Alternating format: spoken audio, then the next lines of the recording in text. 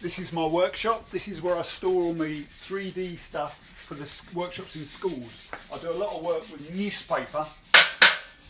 So the machines roll the newspaper into sticks and we build furniture. This is Mandy, who is a fine craftsman in her own right. And there's a few other furniture makers in here as well. And this is my corner. And this is my bench. This is where I spend a bit of time. I basically work here when I'm not working out in schools, earning my cash.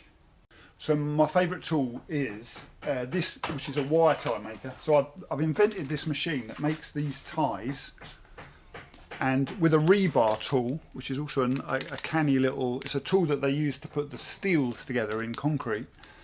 And I love using recycled materials. And this is another old crate, and the tie was designed to tie the crates together, so you get these strong structures, but it's recycled.